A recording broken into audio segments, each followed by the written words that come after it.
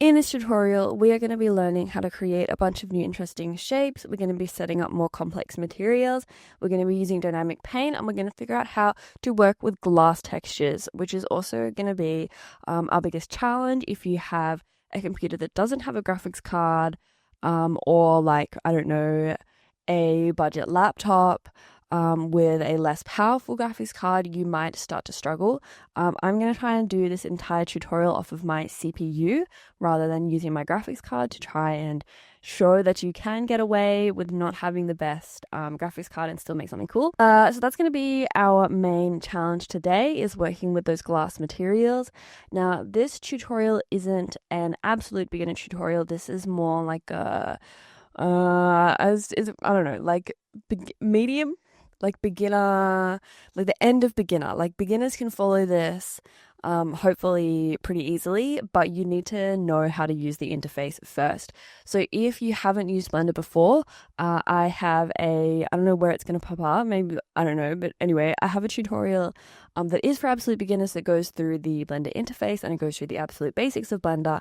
So if that's you, I would suggest going and watching that video first, and then come back here and we will get started. So I think something to consider here is also that when someone has made a tutorial, they've already figured out everything of how to make the project. Like, you're not really going to see someone struggling, which I feel like I just want you to know when we're getting started that I did struggle with this. I struggled with the best way to make this cake shape. So now I'm coming to you and being like, ooh, like I know how to do everything off the bat. But no, I've already made this project. I've already figured out and problem solved my way to the end. So don't feel, I don't know, just like, whoa, am I supposed to be able to just like do all of this? Like, no, I don't. I don't even know how to do all of this. I'm searching up tutorials every other day to make sure that I know what I'm doing. Okay, so we're in Blender with our default file. Now, of course, the first thing I'm going to do is grab everything and delete it. Now I'm just going to make sure that my render settings are set up how we want. So today we are going to be 100% using cycles because we can't get the effect that I'm after with that transparent look. We can't get that in Eevee at the moment. At the very least, I don't know how to do it. At the very least, I want to use cycles to get the effect. If you want to learn how to try and get a transparent look in Eevee, you're welcome to try. But at the moment, I am a cycles girl, and that's what we're going to be working with. So I'm going to be using my CPU today. I have like a decent CPU. Like, I think I have like an i9 in there, which, you know, makes it a little bit easier to work with. But if you have a graphics card of any kind, I would definitely suggest you go and choose graphics card here, and then we're going to go into preferences, and we are going to make sure that we have CUDA or optics selected here, so that then we are actually making use of that graphics card. Otherwise it won't work. So we're going to turn that on, close that out, but I'm going to use my CPU today. We're going to turn our max render samples down to about 1,000, just so that we don't click render and then it takes ages and we have to change it back super fast. But not really a big deal. The way that we're going to make the cake shape is pretty innovative. So I actually really struggled with getting the shape right. I was trying to use like cylinders and fill in faces. It wasn't quite working. So I found this strawberry cake 3D illustration video that is linked in the description. And the method that they use to get this like smooth subdivided cake section was really smart. So we're going to use the circle. So let's add in our circle here with 8 vertices, and then we're going to click off and go into edit mode, and then we're going to go face, poke faces here to get those sections. Now we're going to be in face select mode, and we're going to choose one. So I'm just going to pick this one here, and we're going to leave edit mode. And we're going to add a subdivision surface modifier, and we're going to chuck it up to 3. And then we're going to apply it, because we have to be in object mode to apply our subdivision surface modifiers, or just our modifiers in general. We're going to apply that. We're going to go back into edit mode and then bam, we have this beautiful topology here of a quarter. So I'm a big fan of this. I think this is amazing. So huge props to Sergey Maslov on YouTube, who 4 years ago modeled a cake using this method. We can thank that amazing YouTuber for this tip here. So now we're going to press P to separate. We're going to go separate by selection. We're going to jump out back into object mode and we're going to delete it. Okay, so now we have this beautiful slice, which is amazing. So the next thing we're going to do is start to extrude this out. So let's go into edit mode, A to select it all, and then we're going to extrude it. So let's go E to extrude, and then you can pick about how tall you want your cake to be. I think I'm going to sit my cake around about here, which is beautiful. Okay, let's jump back into object mode and add another subdivision surface modifier. Let's go on to shade smooth. But yeah, it's not quite the right shape here. So we need to add in some more loop cuts to give us the shape that we want. So I'm going to add in loop cuts by using Control R, and then it like pops up like this. I'm going to click, I'm going to drag, and then you can see how that really makes it a lot pointier. Now we need to select the sections that we are going to make into our crust. So we're going to take all of these sides here and then all of this bottom section here, and then we're also going to extrude that out to get the crust of our ocean cheesecake. So let's grab all of these here. You could also just pop into the X view, and then you could pick all of your faces just by selecting, but there's not that many faces, so I'm just choosing to do it manually because sometimes that's just what I want to do. Okay, so now we've got all of these faces here. We need to duplicate them, and then we're going to extrude that out. So let's go Shift D to duplicate. So there he is. And I'm going to right click away so we know that it is duplicated, but we haven't moved it. It's still selected. So I'm going to go P again, and we're going to go separate by selection. So now we have this bit here and we have this bit here. We have two sections going on. So if we just move this out, we can see exactly what we've got here, that it's still perfectly aligned to our normal cake shape. And then we're going to extrude all of this. So let's jump back into edit mode, and we're going to go A to select everything. And now we're going to choose extrude region. And we're going to hold down and we're going to go extrude along normals. And then that is going to work like that for us. Look, that's looking pretty good. You can start to choose how thick, maybe you want like a really thick crust. Like you can make a really thick crust. Like don't let me stop you from taking your own, being on your own creative journey here. You can really make whatever you want. Don't let yourself be constricted by whatever I'm telling you to do. You don't have to do it. You can do whatever you want. So what we're noticing here is now that this is really pointy, and I don't like that. So we're going to grab this. We're going to go up into our edge select mode. You can also press 2 to get that. So you can go 1, 2, and 3. And that will bring you into the different modes. You can use 2. I feel like because I make so many tutorials, I'm really used to like not using hotkeys by now. But if you can, you probably should. Now I'm just going to bevel this a little bit here. So I've just pressed Control B while I've been selecting that, just to add in those extra faces.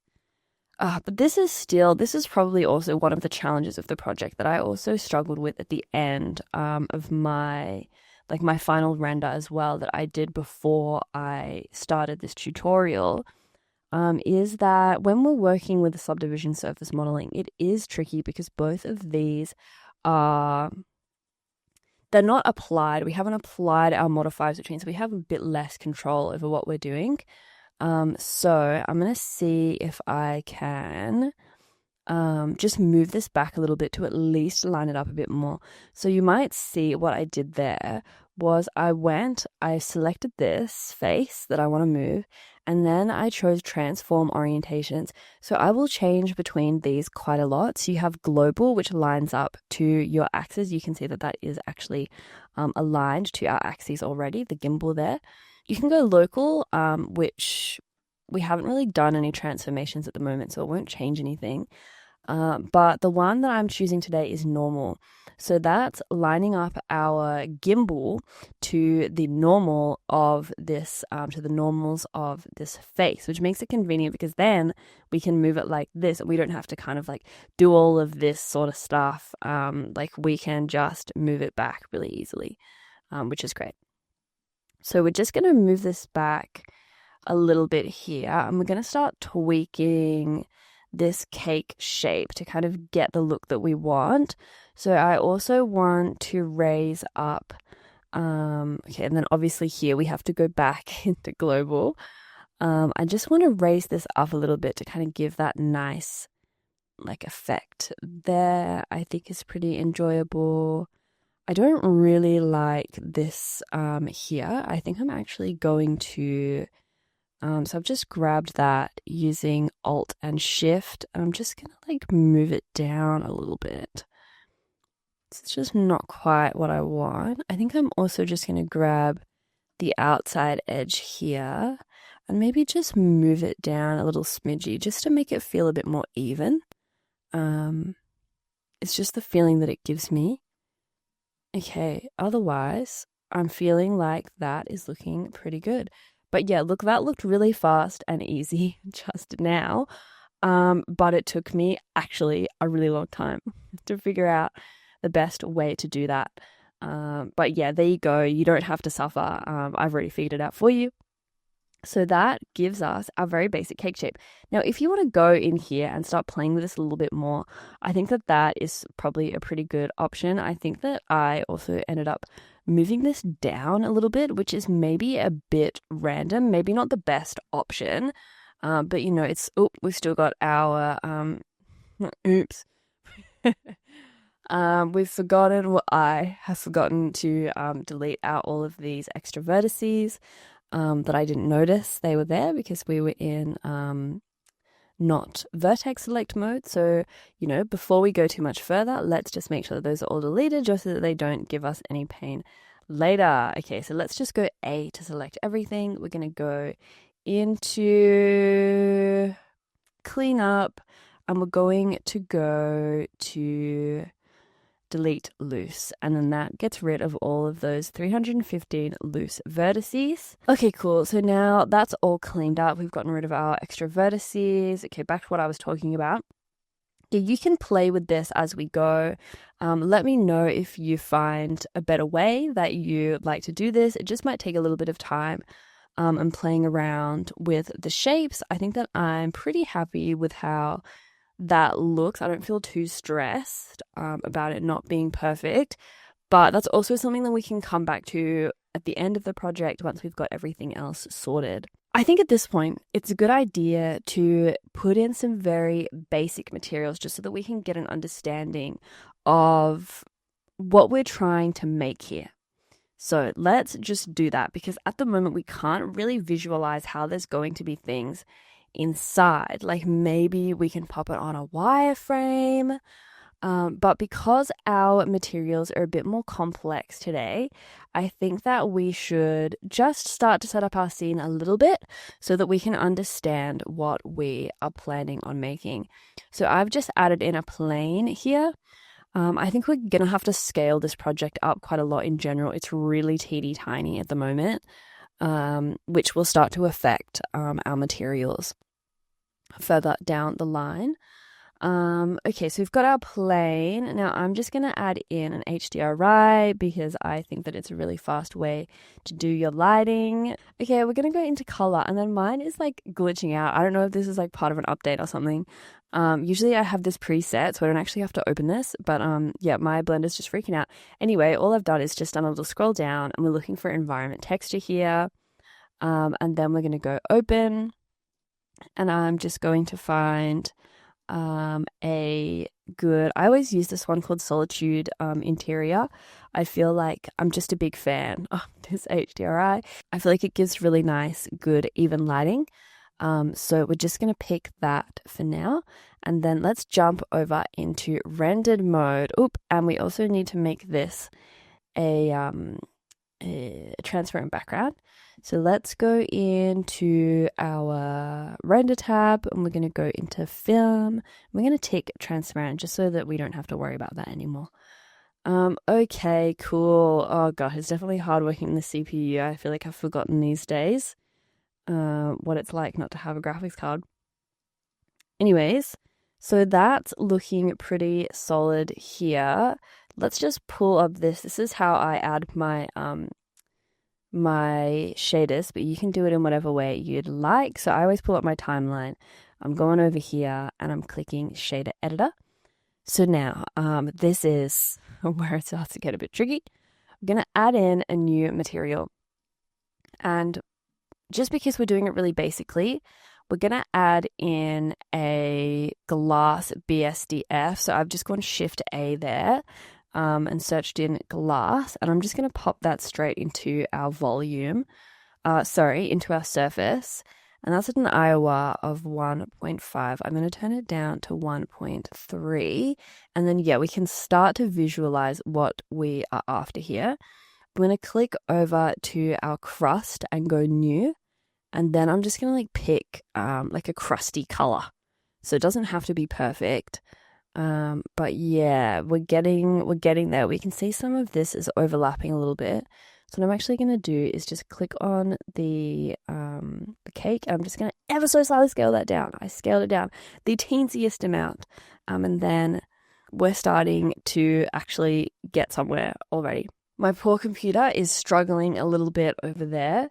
But that's fine. We can, let it sit for a little minute and see what we're working with. So that's looking pretty decent. So now I'm actually just going to leave this as it is, and then we're going to rename our layers so that we know what we're working with. So this one is our cake, and then this one here is our crust. And that's just staying as a plane. So then what we can do is we can turn it on and off while we're working, and we know that this section here is going to be, where our cake is. And if you want, you can also go into filter and you can go to selectable here. And then this gives you the option to make it so you can't select that cake anymore. Do the same thing to the plane.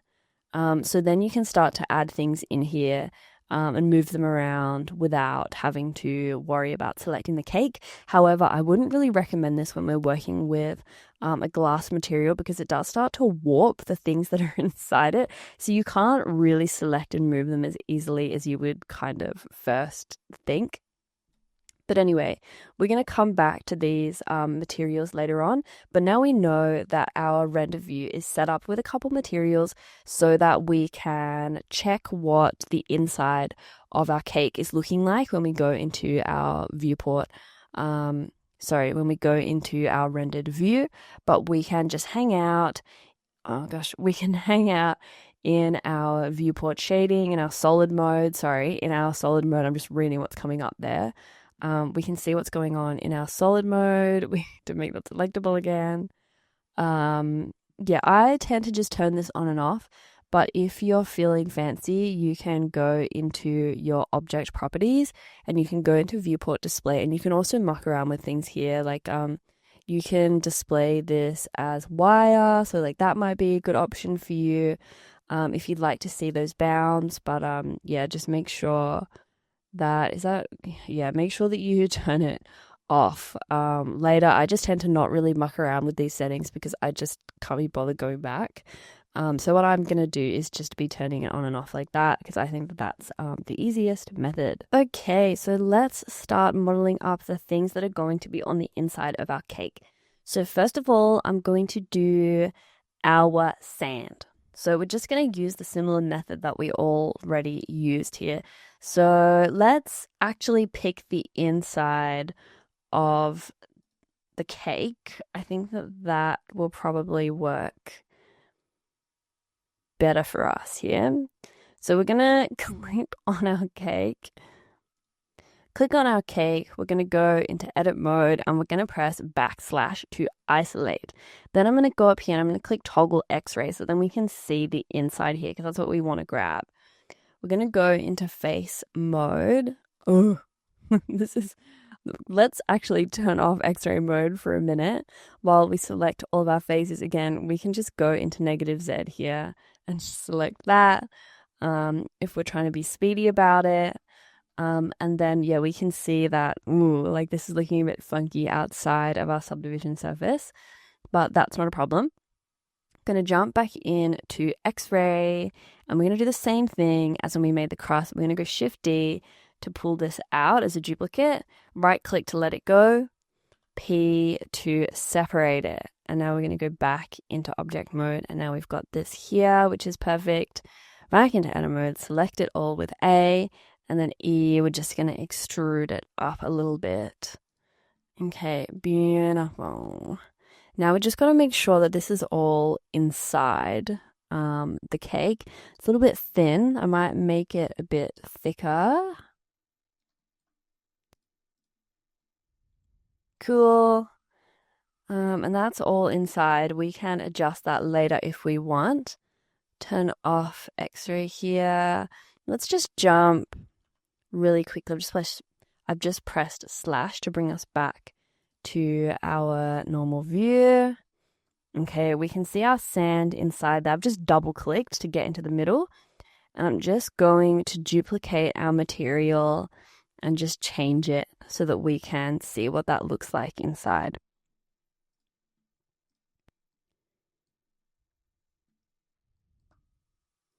So I think that that's also looking fine. If we change this to like a more sandy color. Oops, in the wrong one here. There we go.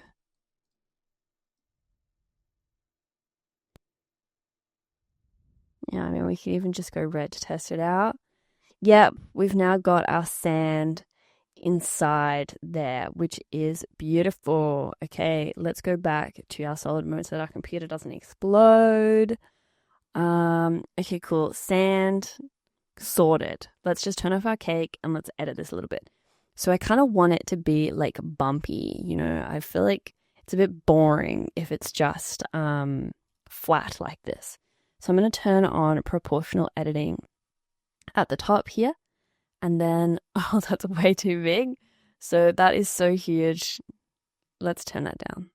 Let's turn that down quite a decent amount. Okay, there we go. That's much more reasonable. But I don't want to edit it too much. Like, I do want to keep it. So these back ones, we can move a lot more because I've already decided my camera angle, basically. I know my camera angle is going to be like this sort of view here. So I know that this side doesn't matter so much. Like even in animation, if I give it a little like swizzle like this, it's just going to be like that. If you're going a full 360, you want to have a full 360 animation, consider this side.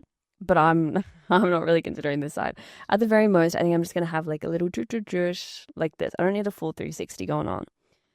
So I'm not really caring about if this side maybe looks a little bit like this, because I'm not going to see it. It doesn't matter.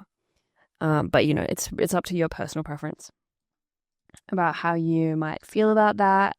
I also know that the way we're going to set up our glass material is also going to make it really hard to see the back end.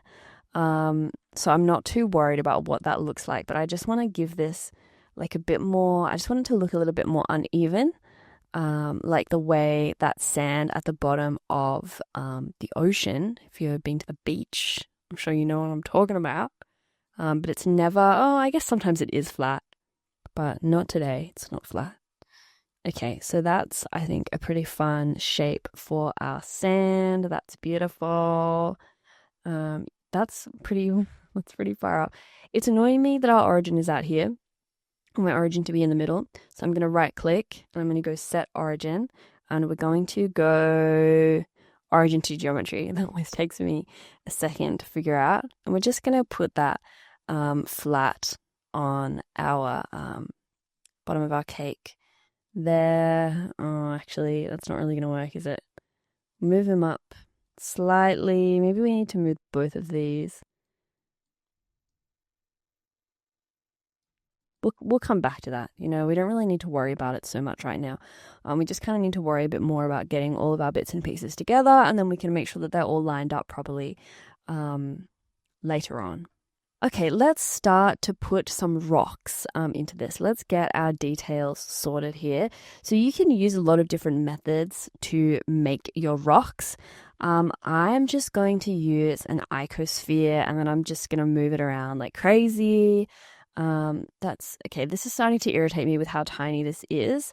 So what we're going to do is we're going to select everything that we've got here. I'm actually just going to make a random default cube so we kind of know how much smaller than the default we are. So that's just a super easy way of making sure that we're at a normal enough size. You can be more specific about it if you want to start looking at your like measurements, like how big is this, and you can get really detailed with it. And for something like glass, sometimes that can be a useful way to do things is check your units. So we're in metric, we're in meters, so that means that one of these squares here is going to be a meter. If we measure that, then that's 1 meter. So you can imagine like, doesn't make sense. Does it make sense for this to be like 2 meters tall? Like, I don't know. Like, does it? But I'm going to say yes. I'm going to say that yes, it does make sense for this to be 2 meters tall. So you can imagine if there was a little person that they'd be that big. But, in terms of glass and the way that glass works, I think that makes sense. Sometimes for things like jewelry, you need to be a little bit more careful and precise to make sure that your gems look proper. Like I don't know, that's just a random little tidbit from my life because I used to do jewelry animations. But yeah, sometimes it's more important. Anyway, tangent alert. Let's make some rocks. So we're going to do an icosphere here, and that's looking a lot more reasonable.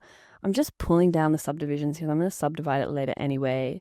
Like we're really pulling on our subdivision surface modeling here, which is great. I love it. I feel like it makes life so easy.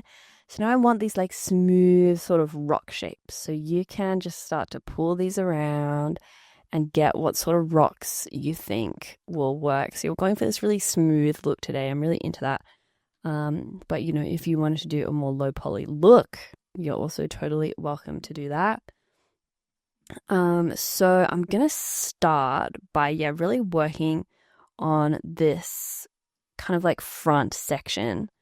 Because you can imagine that we're not really gonna see the back that much. We're really focused on the front. So now I'm just starting to like duplicate. Yeah, I'm terrible for this. I feel like if you want to be a better model than me and make cooler renders, put a little bit more time into your rocks. Because I am just always duplicating stuff and dragging it around my scene like nothing matters. And people sometimes say on Lana, like you can tell you've duplicated a lot of your stuff from your scene. And I go, yeah, because that's exactly what I did. So, is that the best way of doing things? Beats me. Sometimes you've got to decide what you care about the most. Do you care about things being beautiful and being really detailed, or do you want a time limit here? Like, you gotta pick these things. Okay, so we've got a couple of rocks here. I think I want like a smaller. Yeah, see, this is where I'm getting in trouble. I'm just duplicating exactly what I've got there, and then we're gonna edit them obviously. But in this sort of scene, I feel like the more detail, the better. Like the more little things you start to add, the better. So I feel like I just like to really just go for it and kind of just duplicate things and just edit them a little bit just so that they kind of look a little bit different. And I'm always thinking we can always come back to it. Like you really want to block out your render, but you can always just come back. You can come back and you can go, oh, that looks too obvious that I've just duplicated it. What am I doing? Yeah, so I'm just gonna like put in a lot of these little rocks. We're gonna like rotate them like this. So I feel like it's just, yeah, a good way to get detail really fast. And yeah, nothing crazy is going on here. No crazy modeling skills. It's just basic stuff. And then let's...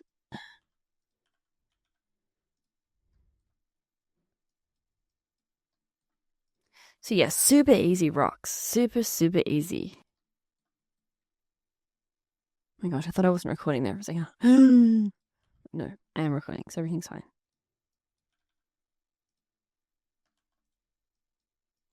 And yeah, we'll be coming in and adding more rocks later, but you know, at a certain point, you're like, oh yeah, that's probably enough rocks. Let's just move those back. Yep, loving it, loving life. Want a little bit more kind of variation over here between our rocks. Okay, cool. I feel like our rocks are pretty well sorted here. We've got a few rocks to set up in our scene. Alrighty, let's do our seaweed. So what the seaweed is going to be is just... We could do a plane or we could do a cube. But I think a plane is going to work for us today. Let's go 90 degrees for that one, just to make it stand upright. And then go into edit mode, and we're going to add in some extrusions here. Let's go into the Y view here, just clicking that one. And then we're going to go E to extrude, and then Z to keep it in the Z axis. And we're just going to add in some shapes like this. And then I'm going to add in some looped cuts with Control R here. That's probably about good. Maybe like an extra loop cut here. And then we can A to select it all, E to extrude it just a little bit.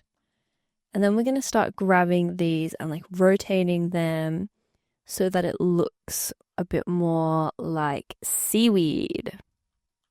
And I'm also just scaling here, so you can kind of do whatever feels right for your seaweed. You don't have to do it in any specific way. I also want to add a subdivision surface modifier here. That's looking pretty good. Oops.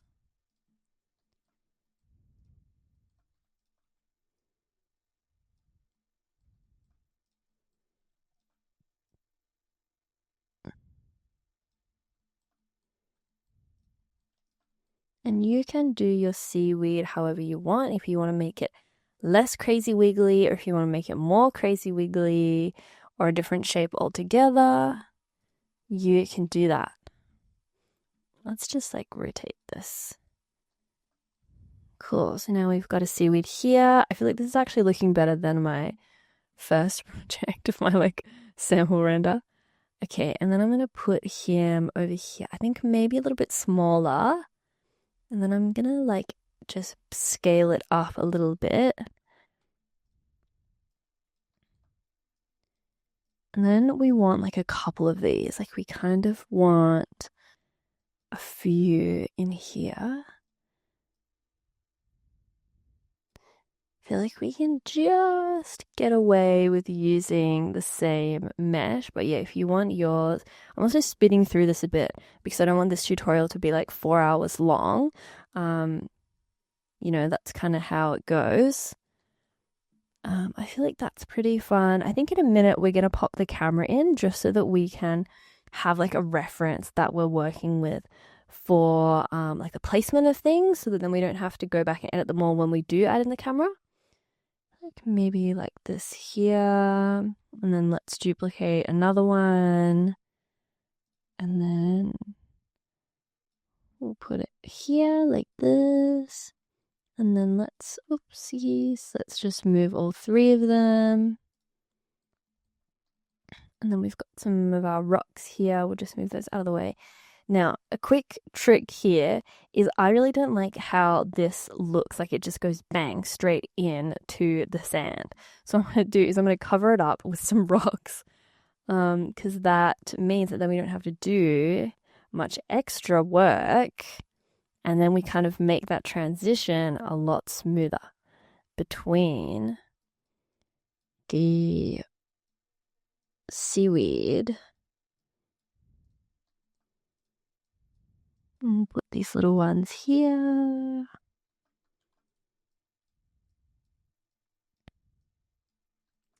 And we'll get like this bigger one.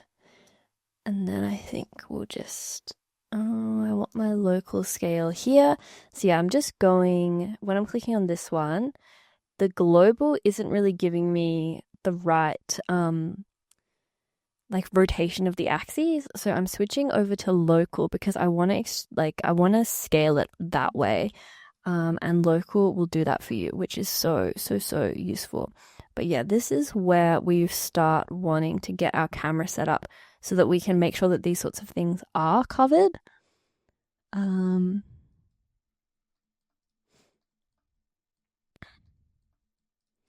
Then I feel like we kind of want like a bigger one at the back as well, so that it kind of just like doesn't feel as random. Maybe even like scaling it up. That doesn't really make sense. Let's flip it. 180. Okay, cool. I feel like that's pretty fun. Let's set up a camera now. So now that we've got a few of our seaweeds, let's set up a camera. So I've just gone and I've got shift held down here. I'm just moving my 3D cursor around so that we can like spawn in our objects at a different location. So I'm going to spawn in a camera just here. And then that one's selected in. So we're going to click that, press N, view, camera to view, and now we have control on our camera. Now, I don't like having it in landscape mode. I always want to have it in 1080 by 1080 or portrait, just because that's always what I'm working with.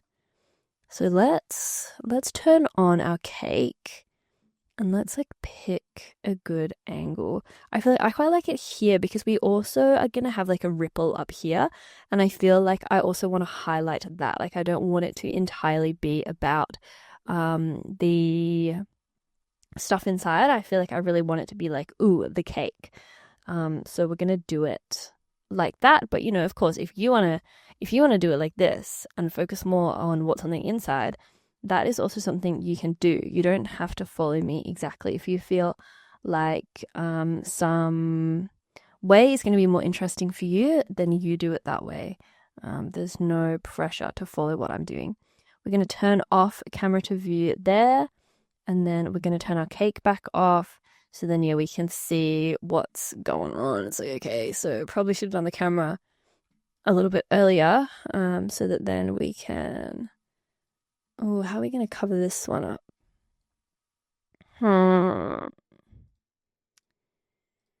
Could add in like another rock in here. Yeah, it's not going to work.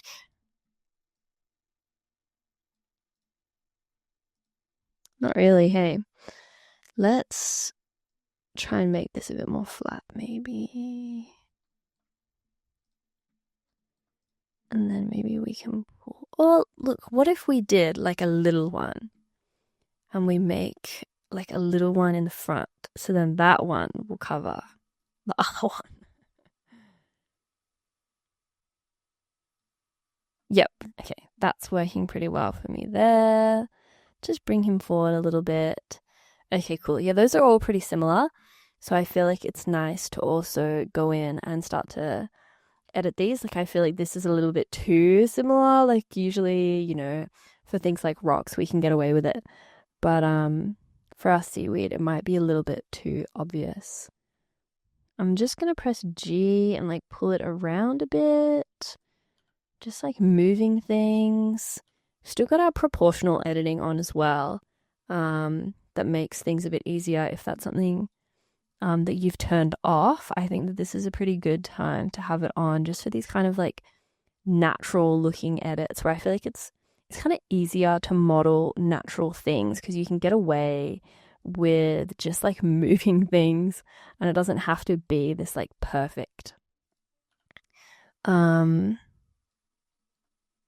don't want that to be the same as that one. Doesn't have to be a perfect shape.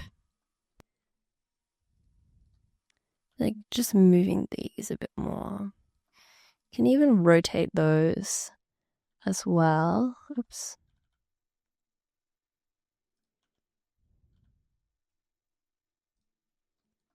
And there we go. Those are looking a bit more varied there, which is good. Let's quickly save and turn on our rendered view. So it's a good idea to make sure that we are saving as we go, especially when we're using rendered view, because, sometimes it will just totally crash. So I'm going to call this 16th of July cake. Now let's turn on our rendered view. Cool. And let's turn on this.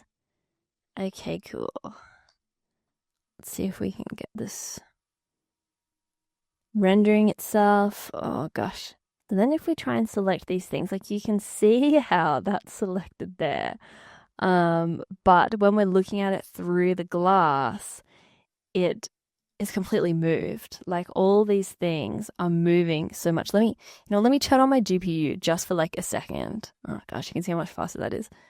You can see there how much the IOR is changing what we're looking at inside the cake. So that's really good to keep in mind as we're doing this modeling, how much that changes. And especially, that's what I'm talking about with this back section, that the stuff at the front is not changing so much. But the further back we get, the more it moves. So yeah, something to keep in mind as we continue. But look, we are getting there today. Let's turn him back off. Let me go back into CPU mode.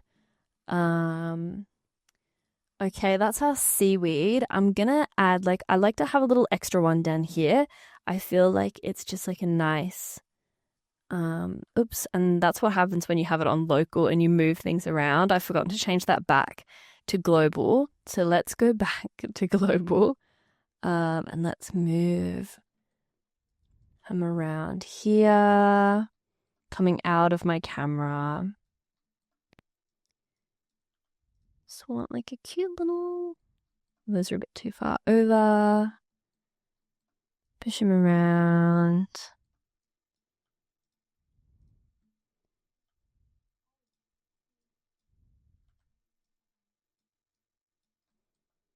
Cool. And then let's do the same thing with the rocks. We can also go, okay, so up here, I'm just a bit annoyed where when I'm moving this around and I'm going G, it's like where even am I? So what I'm going to do is I'm going to go up here and we're going to click face project, and we're going to include move align rotation to target is fine, and we're going to turn on this snap. So then now when we're moving, it's staying on that surface, which when we're adding in all these little details is, oh man, it's so useful.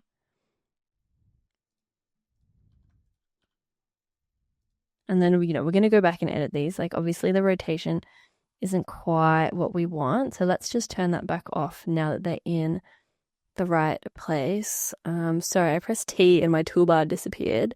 If that ever happens to you, there's your solution. Oh, that one's a lot bigger. That one's a lot bigger than I thought. Let's pull him towards me. It's probably going to be going like over the side. Or hiding those rocks.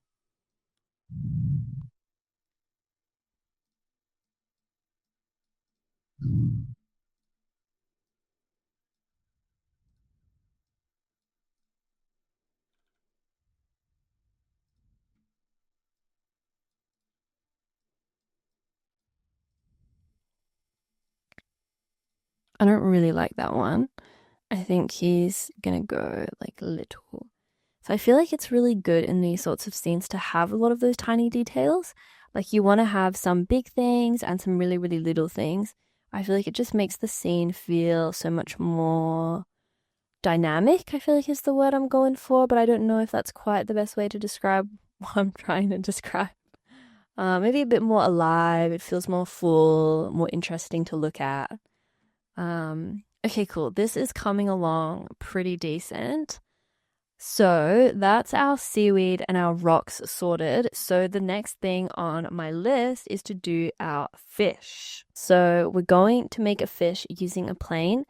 So you can make your fish however you want your fish to look. We're gonna go into backslash here. So yeah, just to explain what I did while I was talking. I've made a plane, I've rotated it 9 degrees, and I've pressed backslash to pull us into the isolated mode, and now we're going into edit mode with our plane, and we're going to make a fish. So let's extrude. E, and look into the x-axis. E, X, S, and then we're going to go M and merge at center, so we get that little point there. I'm just going to add maybe even like 2 loop cuts here, so that then we can like scale this like this. And then we'll continue here. X, S, yes, it's looking pretty good. It's like a very blobby fish. So yeah, you can also make your fish however you so desire. It doesn't have to look like this. You can do whatever you want. I'm going to run a loop cut through the middle, and then I'm going to go to vertex mode. I'm just going to move this down and then move these up like this to give us this shape here. That's looking pretty good. I feel like I want this tail to be like a little bit more coming out like this. Yeah, maybe these can even like move up a little bit like that. Oh yeah, cute. Alrighty, now let's make it thick. So we'll go A, and then we're going to extrude. I feel like maybe about here, and then let's put a subdivision surface onto it so we can see what we're working with. So I feel like that's pretty cute. Honestly, if you wanted to just run with this fish, you probably could from here. I feel like it's looking pretty nice. But I just want to add in a couple more details to the fish and just like work on it a little bit more to kind of get a bit more detail happening with the fish. But you don't have to. It's really up to you and how much time you have. Yeah, I'm just starting to do some little edits here to our fish. I feel like kind of want to merge that. Yep, that's looking pretty good there for me. I might make this actually into a circle. So just for reference, you can go into preferences and you can go add on. I've already turned it on actually. Loop tools here. I've been struggling a little bit with doing this fish properly in one go. And then we can just go circle there. I feel like that just makes it look a little bit nicer. And then I also want to add, firstly, I want my fish to be like a little bit fatter. So I have to grab we're gonna grab these like this, and we're just gonna scale it. Gonna scale it outwards like this, so that then we have this like really fat, we have this really fat like fish shape, which I quite like. And then I'm gonna add in 2 loop cuts here. So all I'm doing there is also the scroll wheel. I feel like I might not have mentioned that. I'm just using the scroll wheel there. It's not coming up on my screen. We're just using the scroll wheel to add in those extra loops there. So then that gives us these extra faces to be able to like make these kind of like fins. So we're gonna go E to extrude those. And now we have, oh, it's so cute. And then we're going to grab the 3 down here. We're going to extrude that straight down. So then we have our little fish. And yeah, I feel like he's looking pretty cute. Feeling pretty good about that. I don't really feel like there's too much I want to do. The topology is like a little bit hectic, actually, but I'm personally not too worried about that. I feel like when we're in our early days, you don't really need to worry too much about this kind of thing and having all these really advanced perfect skills. It's just about making something that you like.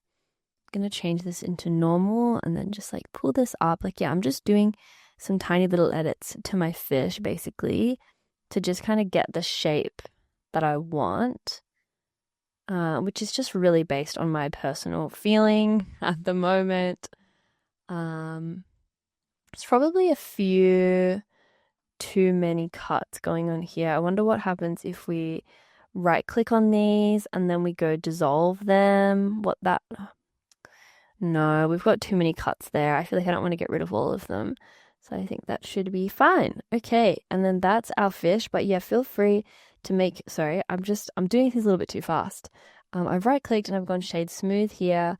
And that is our fish. I feel like, yeah, that's a pretty fast job at the fish. It's definitely not like perfect. You could spend a lot more time on the fish, but for the sake of this tutorial, not going for hours on end, I'm going to leave my fish about there. But yeah, you could definitely spend more time working on your fish and making it exactly how you like. I might even just add, I just thought of it, we might just add in like a little bit of detail here just by pulling in, oh, where's that? Yeah, I feel like if we pull this out even, that kind of, it's just a little bit more, it's a little bit more interesting. Maybe even just like slightly more. But yeah, there's a lot you can do with your fish. And you can make a skinnier fish or you can make extra kinds of fish. Today I'm only showing you how to make one fish, and this is also a very quick fish, like what that took me 7 minutes to do. So not the craziest fish ever. But there he is. There's our fish. Okay, from here we're going to add him into the scene, and I want my fishes to kind of be like the main like part of my scene, like one of the central points of my scene. You can also like give him a little fin here. I just remembered you can give him a little fin, or you can even give him eyes if you want, but I want to keep this a bit more simple. So I'm not going to add in a fin or anything, but you can do that. Okay, so what am I gonna do is I want my fish to be like the main part. So what I'm gonna do is I'm gonna start, like, I want them to be going around in a big circle. So I'm gonna rotate a bunch of my fish to kind of be going around in a circle, because I think that that's like, like schools of fish, how they do that, like in Finding Nemo. I feel like that's the sort of vibe that I want to go for with this scene. And again, I feel like I'm saying this a million times, we've kind of got a bunch of like objects and then we're just editing them. We're duplicating them a million times and just slightly editing them. So the same applies here. If you want to add in different kinds of fish, or if you want to give your fish slightly different attributes, maybe some of them have like a smaller tail and things like this, or just like different kinds of fish, you can also do that to make your scene more interesting. But we really here are on a time a time limit. I don't want this tutorial to go for like 6 hours. I'm kind of giving you the very basics of how to make this scene here and doing it really fast. So also please let me know in the comments if you felt like this tutorial was too fast. Because in comparison to my beginner tutorial, I can really feel that I'm going super fast and not explaining everything in as much detail as I usually would, I guess. But I guess, that's, go back and watch the beginner tutorial if you feel like you need a bit more guidance on exactly what I'm doing, let's just bring that into the camera mode and we can see what we're looking at here. So obviously, I don't know, it's not that obvious actually. I feel like I don't want to say obvious and it sound condescending. But this isn't what it will look like inside the cake. Like, if we just save again and make sure we always save and we switch over to, I'm just going to put it into GPU because I want it to be fast. We go into cake, we can see kind of where our fish, and what are they looking like. So it's relatively similar. But yeah, the further we get to the top here, the more distorted we start to get. But that's no problems. So we can kind of use this view to get like a good enough idea of what's going to be in the final render. But yeah, I really want this sort of like fish swimming in a circle, fish swimming in a circle vibe. Because I just think it's cute. I just think it's really cute. And it's a good way to feel your scene very quickly. We don't want our scenes to feel like they're empty. Because I feel like that's also part of what makes a render kind of visually appealing, is that it has enough things in it that you're interested. It doesn't feel like it's empty. Like a lot of beginner renders, you can kind of feel like it would just feel a little bit off because you can tell that the artist hasn't quite got the grip on adding details into their scene. So I think that, yeah, if you want to like kind of elevate your renders early on, I would really suggest trying to use as much detail as you can, I guess. Like, I mean, of course you can always overdo it, but I think it's generally a good thing to do. Oh dear, I've been in GPU mode. Sorry, everybody. Yeah, I feel like, okay, sorry, let me go back to rendered mode. Sorry, let me change this back to CPU so I'm not flexing on everyone with my GPU that's, actually like really good. But this is also part of my job. Like being a designer is literally my job. So, I probably should spend money on these kind of things. Okay, cool. Anyway, I think that is our school of fish.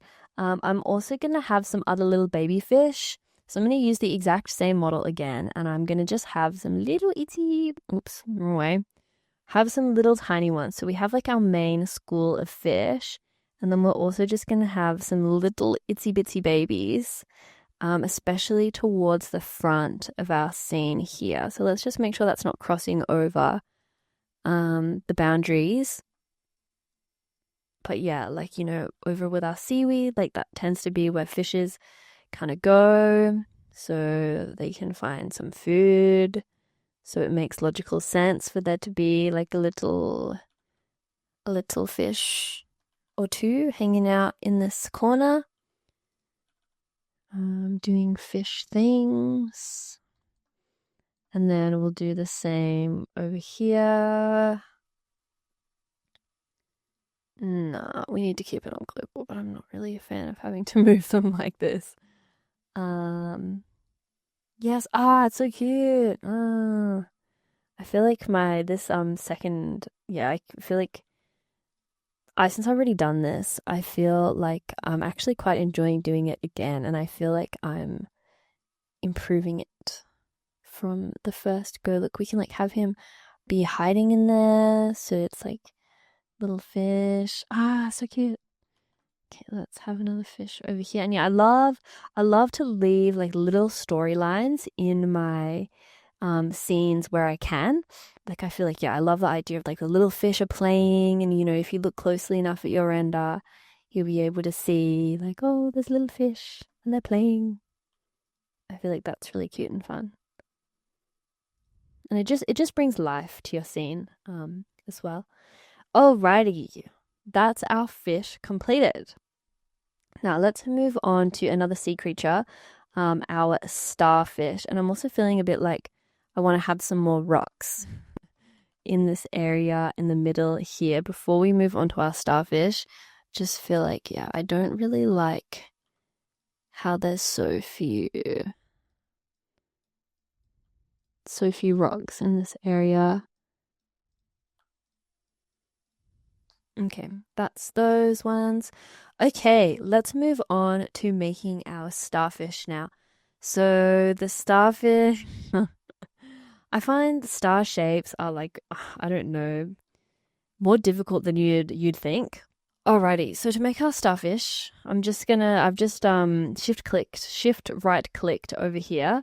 I'm going to make a circle, and the circle is going to have 10 segments because, a starfish has 5 points. So then we can work with 10 points here. So then we're going to go into edit mode and we're going to go into vertex select, and we're going to select every second vertex using using shift and clicking so that then we get all of those. Okay, now we're going to scale it down. So, we've got a star shape, hooray. And then we're going to go A, and we're going to go face, and we're going to go poke faces, and that gives us our edges in the middle. So that is great news. Okay, let's extrude it out, and then we're going to go like inwards like this, and then we're going to go E again, and then we're going to go M, and we're going to merge that in the center.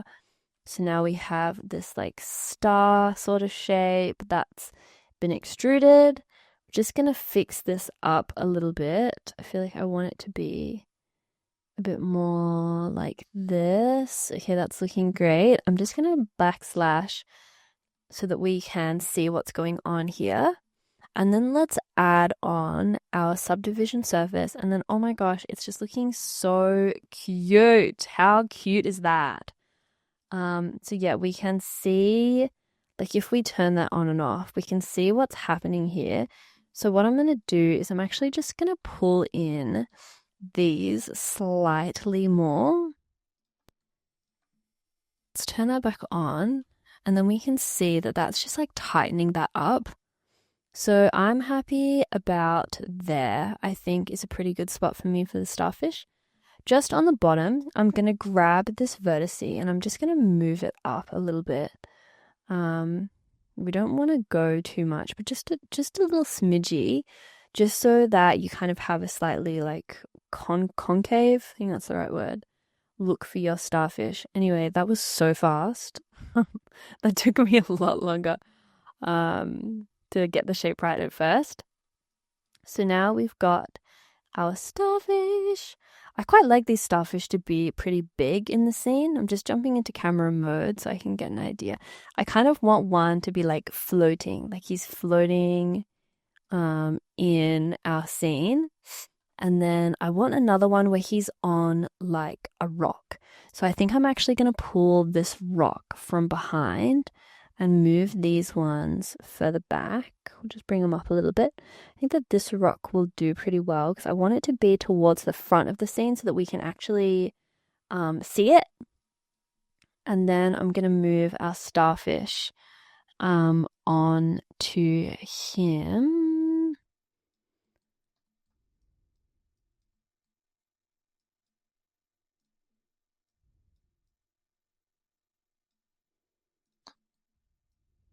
Yeah, so cute. So cute. Okay, and then let's just like pull down those corners so that they are touching, or just like at least moved a little bit more, like as if the starfish is kind of like clutching on to the rock. We don't want to deform it too much though. Like I still want it to stay starfish-like. Yes. That's cute there. Pull that one down as well. Oh, that one's clipping a little bit. Ooh, yeah, that one's a little bit more tricky, hey? We might just... I think that's fine. Doesn't need to be 100% perfect. Oh, that's so cute. Okay, cool. And then let's see where else maybe we could put a starfish, like maybe on this rock here.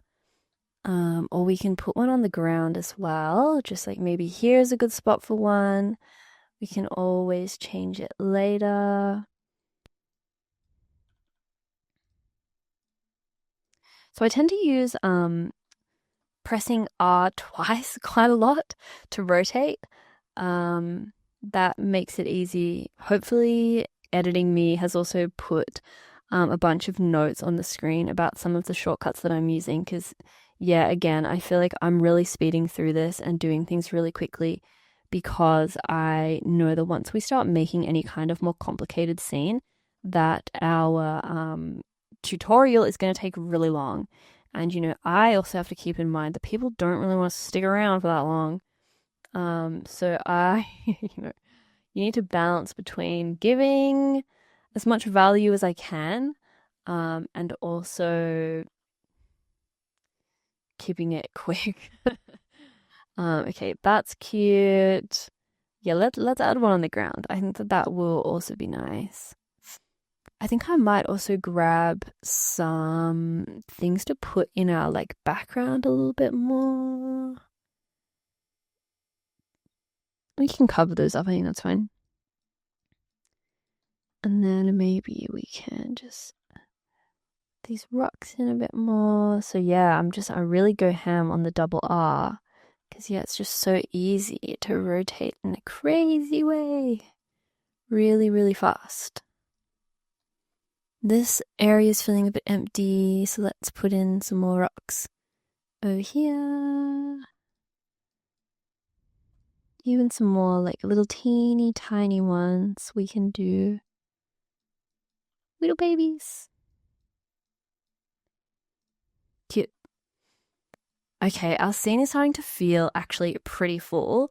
So let's save there and let's go and have a look in our rendered view. So if we grab our cake and let's put on our camera view as well, and let's have a quick look at where we're at. Yeah, here we can still see these things at the back, which is going to change pretty quickly when we start adding in our materials. But look, I think that we've modeled up pretty much everything that we need to model at this point. I think, let me check.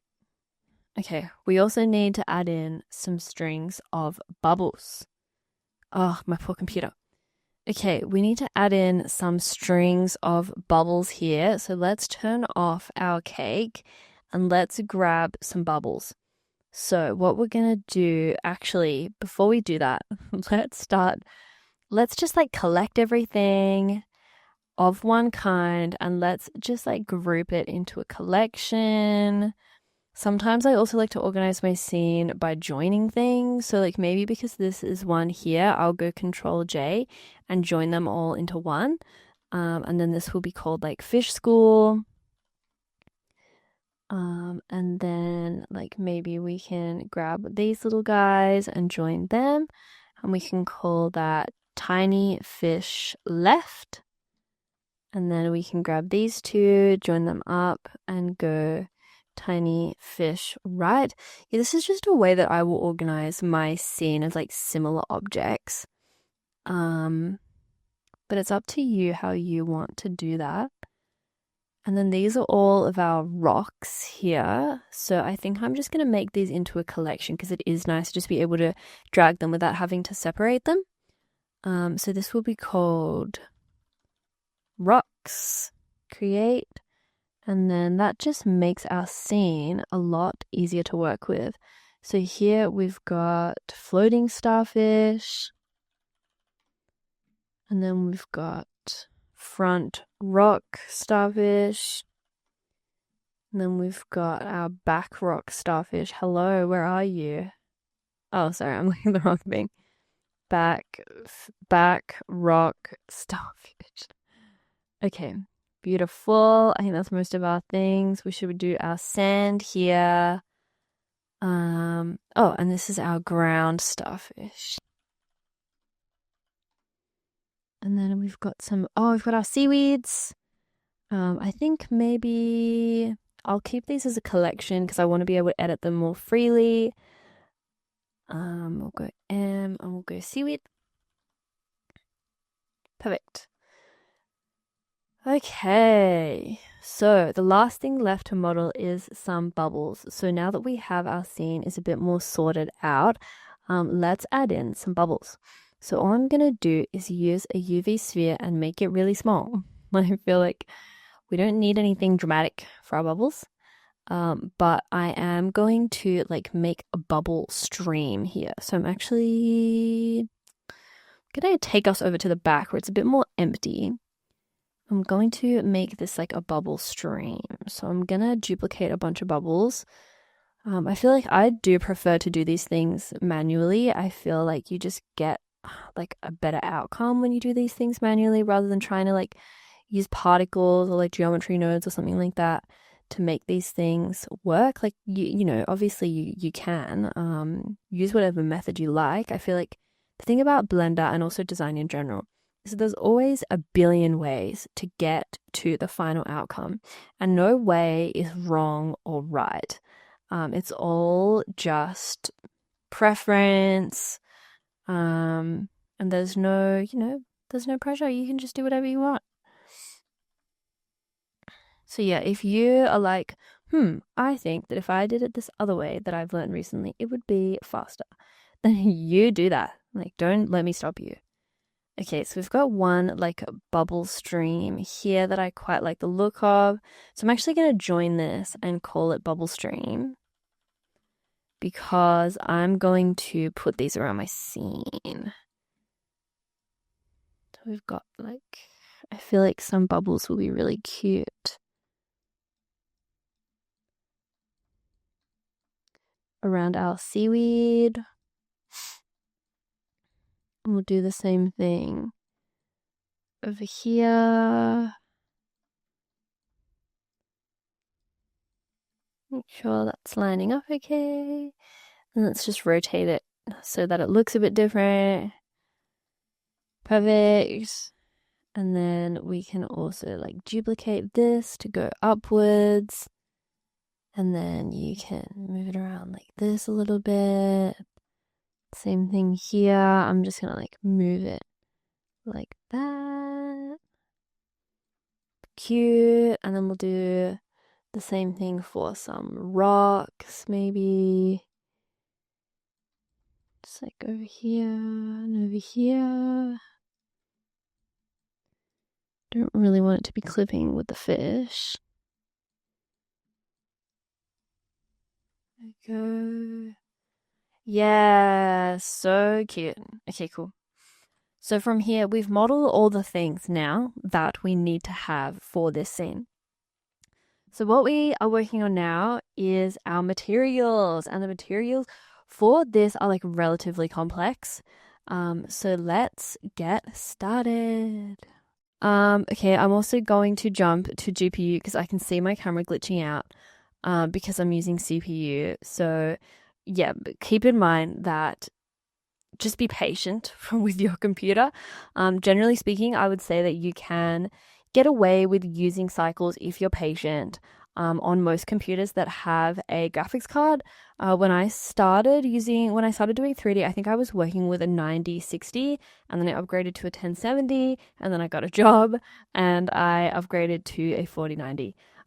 So I did a lot of my earlier renders on computers that had like not that great of a graphics card, but you just have to have a bit more patience with your renders. However, if you're using a computer that doesn't have a graphics card or a laptop that's like got a pretty dodgy one, like it's going to be like, I was always on PC. I've always been a PC user since I had a job. The first thing I saved up for was like when I was 14, the first thing that I saved up for was a PC.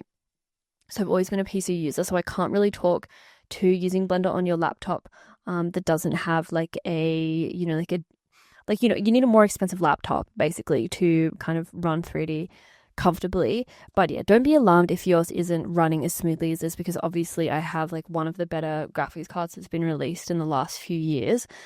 So don't let that make you think that you can't do this. You just need to be a bit more patient. Anyway, rant over.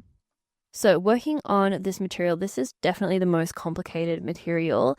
So for the cake, we're actually going to ditch our glass BFDF, so we can just delete that. and we'll pull in a principled BSDF, and we're going to plug that into our surface.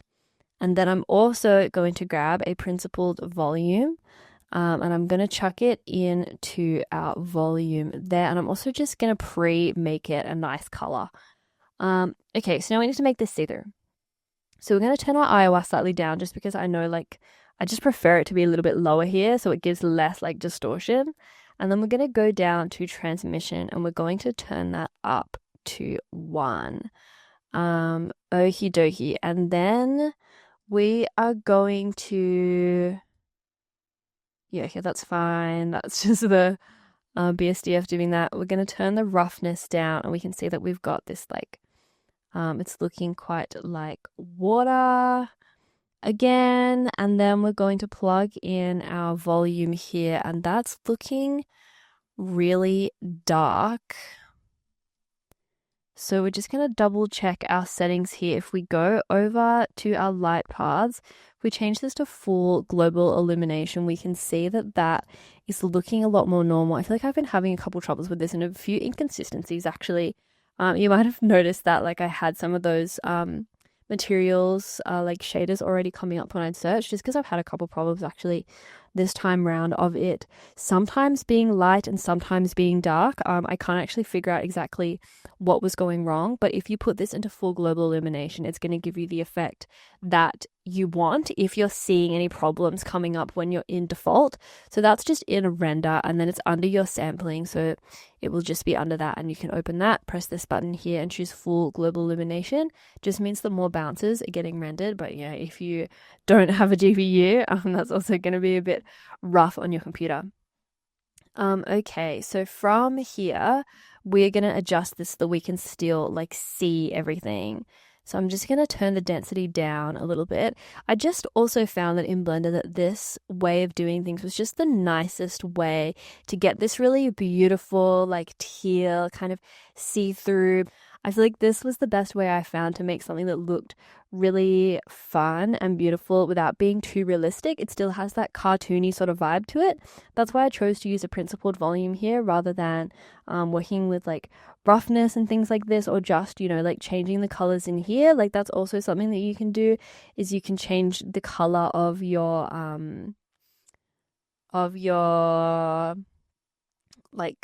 water or your glass material. And you can also change this if you want to have I don't know, if you wanted to say, take this tutorial and go off on your own and make a starry one, like a nighttime. Maybe you can use a purple or something like that. I'm just, throwing ideas at you. But yeah, I feel like I really like that sort of foggy vibe. Even if we take away that, I feel like this on its own is just a really interesting look. So I was like, oh, cool. I really want to work the volume into this. So I feel like it just gave a really interesting effect. At this point here, I also want to have our rendered view looking really pretty. So we're also going to come down to, we're going to come down to color management in our render tab, and we are going to change it to high contrast. I feel like that just makes it look a bit pretty. And I think also filmic, I think is pretty nice. You can pick from these what you prefer. I will usually do quite a lot of editing in post, in Photoshop, but I want to also show you that you can have a render that looks quite nice coming out of Blender. You can, up your exposure a little bit. I feel like sometimes that can be nice. That's what I'll usually do in Photoshop anyway. So feel free to mess around with these a little bit to kind of see if you can get something that you like coming straight out of Blender, but I just want that contrast to be a little bit higher while we're working. Okie dokie, so this is actually looking pretty fun. I feel like I want the roughness to actually, so you can also just, feel free to play around with these options. I'm going to zoom in really close just to kind of see what we're working with. Yeah, this, I think this is the most challenging part of this project, is working with objects that are inside a transmission object. Really hard. So don't be discouraged. I'm like, oh, I'm saying that a million times, but don't be discouraged when this is difficult, because this is difficult for me, and I have like, yeah, a really good computer. But you can also just follow what I'm telling you to do and not worry too much about it. But yeah, these things when they're white are a bit hard to see. We can also like tweak this later, once we start adding our materials in for our other objects as well. So let's turn off our cake so that we can get access to these other guys. So what I really like here is just a super simple material. Roughness is really low, and then we kind of, oh yeah, for my fish, I actually want to keep these white and I want to turn on the emission. So in the default material, we have our principle of BSDF, which we're comfortable with. You can go down to emission, open it up and turn on the strength. And then that makes them like emit light. And I feel like when you have when you have your cake on, it makes them pop so much. And I just thought that was such a beautiful kind of like majestic way to have my fish come through in this scene, was to give them a little bit of emission. I feel like it looked really beautiful. So that's what I chose for those fish. So we'll actually just name that material Fish School. And then for my little baby fish, I want them to be a different color. So we're making a new material there just by pressing that plus button. And really saturated. We want these to be super, super saturated, because otherwise they won't come through our cake. Oh yeah, again, just really working with this cake and this like emission is difficult. Baby fish, gonna call this one baby fish. And then we are gonna add this one. They have the baby fish material, just comes up on that drop down you can choose from. Okay, cool. Let's give all of our rocks a shade. I think we'll do something a little bit different for some of our rocks. But let's start with let's start around here and see what we land with. Let's just call this rock 1. And then to apply it to all these rocks, what we're going to do is we're going to select all of our rocks first. I'm just using shift, as you can see. Oops, not you. Oops. There we go.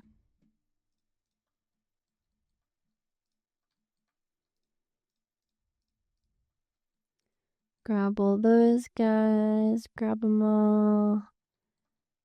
Try not to miss any. Got some more over here. Is that all of them? I hope so. I would also recommend doing this in our solid shading mode as well. And then I'm going to click on this one, and then that one's like orange, and then we're going to go up to object, and we're going to go link and transfer, and then link materials, and then that's going to make all of our rocks that beautiful blue color. So they're starting to really stand out. I can already see that I've missed this rock here, so let's add that rock 1 and rock 1 over there. Another rock. Sorry, that's the baby fish one. Let's go back to rock 1. Cool. And then let's give our starfish. Our starfish can also be like different ones, but I'm interested in like a slightly more like purpley looking starfish. Roughness will be low there.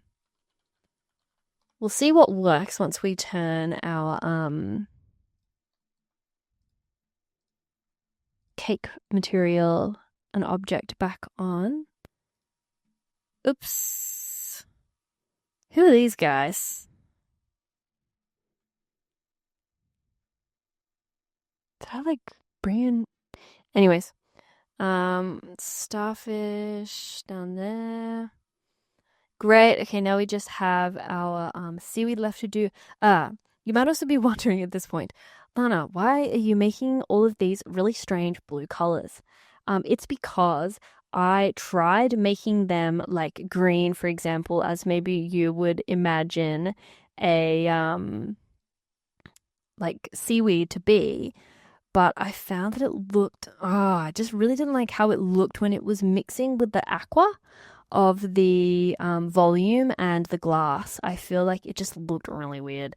And I was like, nah, like this isn't working for me. So I decided to keep it to that like really teal aqua color palette. Otherwise, I just feel like I didn't like how it looked. Okay, for our bubbles, so I've made these green so that we can. I'll show you. Like, I'll give you an example of why I didn't like it. Now, for our bubbles, I want them to also be a little bit see-through. So I'm gonna go low roughness here, Iowa, and then we're gonna have the transmission. Oh, it looks so cool like that. Yeah, let's just go like that. It's so, I'm not making this easy for you guys who are on laptops, but um, you know, sometimes sacrifices have to be made, I suppose. And I'm not sure if that's going to even work because it might just get swallowed up. But when we're in this mode, it looks pretty cool. Here we've missed a little baby. Is that part of it? No. Little baby fish. Oops. There we go. Okay, cool. Let's save again. Jump into our camera mode here and turn our cake on.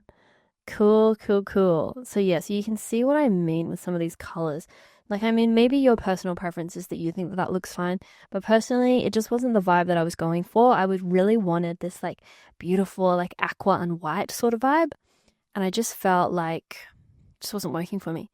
And yeah, you can see that we can't really see. Oh, we can sort of see these bubbles, like a little bit. Maybe we leave them for now. So let's also change our seaweed. Yeah, see, I feel like I love that, like the aqua look inside. I feel like it's the most interesting to me. I feel like once we start using green, it starts to give me like swamp vibes. And I'm like, no, I don't want swamp vibes. You can go closer to white as well if you want to try that.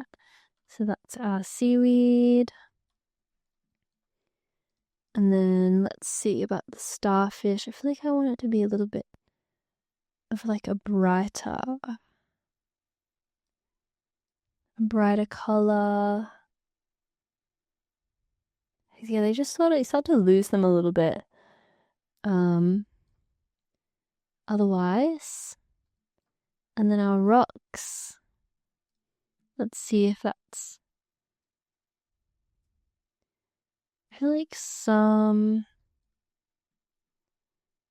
more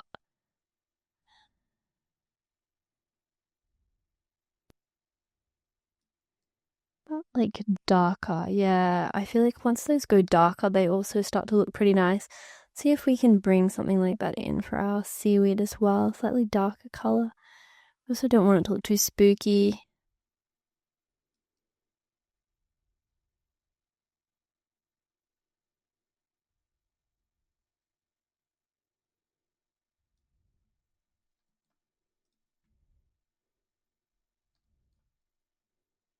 Now I feel like these guys are looking a little bit too green. Yeah, that's kind of cute. What if we even give them like just a tiny amount of emission? Oh, that's nice. And maybe we can even make the emission like an aqua. Yeah, that's cute. Yeah, so we are definitely making our way there. So what I actually I don't know about these bubbles. I think these bubbles need to be they just kind of ruin that cartoony look when they look like that. So I think I'm going to turn the transmission just like down a little bit.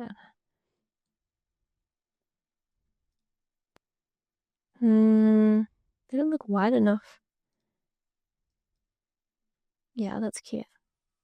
Yeah, there we go. So then we've got our bubbles in there. Cool, that's looking pretty good. Now we should do a little bit more work on our crust. So the crust should kind of have, I don't want it to be so flat. So what I'm going to do is I'm going to add in a noise texture. And we're going to pop the color straight in so that we can see exactly what our noise texture is doing before we start to work too hard on it. So I want the scale to go up a lot so that, oops. so that we get like, yeah, a more noisy look. We'll go, and then yeah, I'm just moving these around a bit for whatever I feel is going to be what I want. I feel like I want that roughness a little bit higher just so it's a little bit less intense. I'm not too stressed about lacunarity and distortion. I don't really think, I think that's actually fine there. Okay, so that looks fine, but then obviously we don't want it to be that funky color. So what we're going to do is we're going to grab a color ramp converter and we're going to chuck that in there. So then you can see that's taken those colors and you still have this same look. Actually, I want this distortion to not be a thing. That's good. Same with the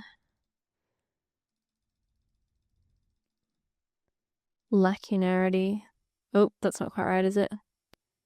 Maybe that's fine. I feel like the detail. Yes. Yeah, that'll do. So then what we're gonna do is we're gonna grab this as like a brownie color, and then this one as like, well, they're both gonna be like a brownie color. Let's zoom back out and try and get the right color for our crust. You know, I don't actually mind that brown, but it's not really the vibe that I'm going for. I want it to be like a little bit lighter. Like I want that kind of like orangey vibe. Oh, actually, I feel like that's quite nice. Quite like that. Yeah, beautiful. Look, I feel like we are really on our way there today. Okay, let's move on to our dynamic paint. So we need to add like a ripple into this cake so that it looks like it's water.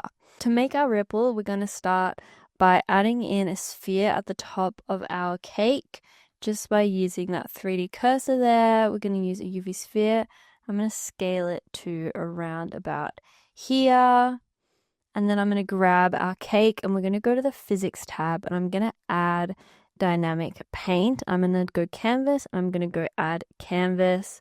We're going to make that waves in our surface type. And then for our sphere, I'm going to go dynamic paint, type brush, add brush. Okay, now here we also need to apply our subdivision surface so that it we can apply our dynamic paint. So we're going to go here and we're going to go apply subdivision surface modifier. And then here we can see that is creating these beautiful ripples. So I'm thinking probably about here is where I'm going to want to have it finish up, or maybe even a little bit earlier, maybe here. Yeah, that looks pretty great. So then we're going to go back into our modifiers panel and I'm going to click apply. And then that has permanently applied that. So we can also delete out that cube. Okay, we'll save. And then we're going to open our rendered view and see what that looks like. So yes, that is starting to look pretty cool. So I feel like here we need to also start like adjusting our scene a little bit to figure out what we need to improve. So we need to grab that plane that I've made unselectable. And we'll start to figure out how to make our scene look good. So at the moment, I think that the lighting isn't really doing us any justice here. So I'm going to go into our shader editor, and I'm a big fan of using a HDRI and rotating it. So make sure that you have Node Wrangler turned on here. So we're going into preferences, we're searching up Node Wrangler, and we're turning it on. So now that that's on, we can go Control T. And then that will bring up these options here and we can start to rotate that HDRI. So we want to get those highlights at the top here. So I'm just doing this to like get a basic lighting thing going here. We're going to come back and edit it more later. But yeah, we're just starting to figure out where do we want our lights to be. So I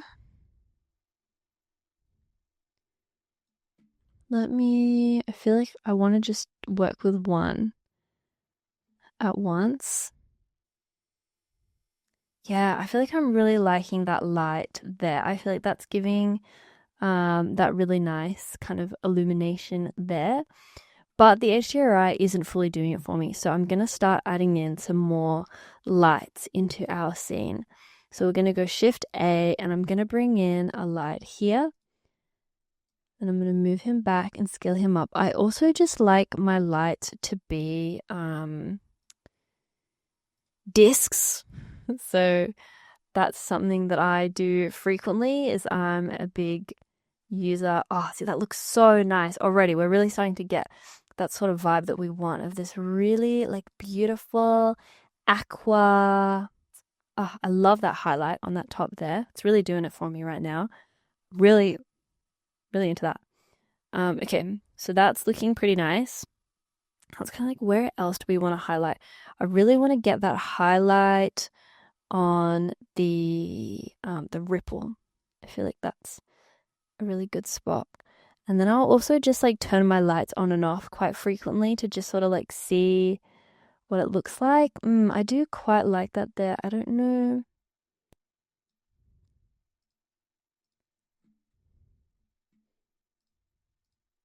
Mm, maybe a little bit bigger. And we can move around. Sometimes if I'm really committed, I will have like I have a second screen. Sometimes I'll have like my blender, like two blender windows. So if you ever want to do that, you can go up into window and new window, and then you can set like, one scene, for example. So then this one, I'll like adjust my lights like this. But I'm like able to move around. And I feel like sometimes that can be really useful. It's a bit too much there. Just kind of trying to get like a nice even sort of look. Gotta stop using that double R. Sometimes it doesn't really work that well.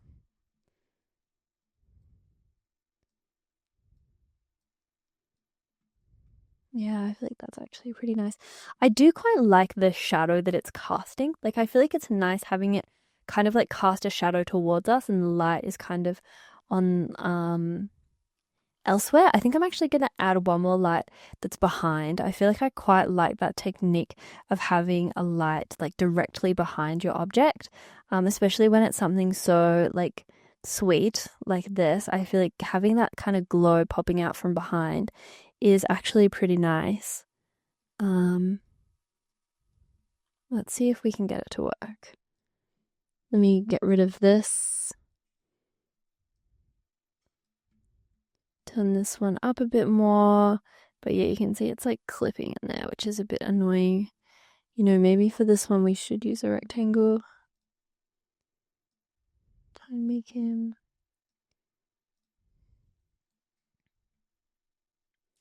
Ah, it looks so fun. I think the colors can be a little bit better. Gonna change this to local. And then, wow, we'll move that one back a bit more. I'll put that up to like 1,000. That was supposed to be 1,000. That's super bright there. Yeah. Okay, maybe that's a bit much, actually. Let's halve it. Oh, look, maybe that's even still too much.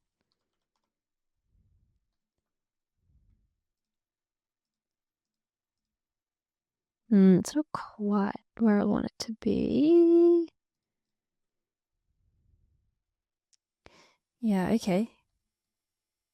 I'm quite liking just how glowy it's looking. I feel like I really like that glowy look that we're going for.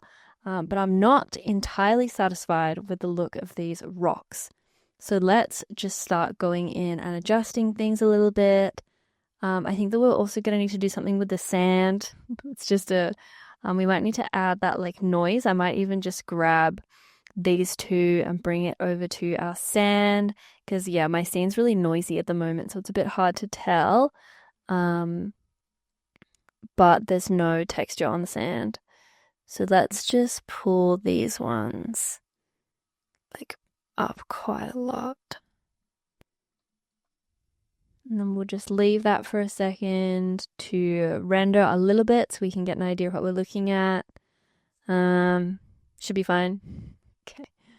And then we'll grab a rock and then let's just start like playing with this. I feel like maybe this is a little bit too saturated. That UI was too big. So what I've done there is I've just zoomed out.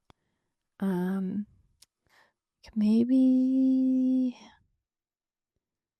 if we just pull the saturation down a little smidge, but we can keep it.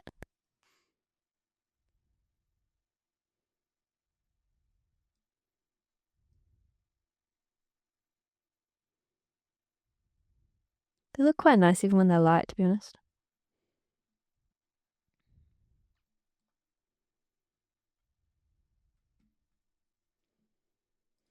And then our seaweed. Let's...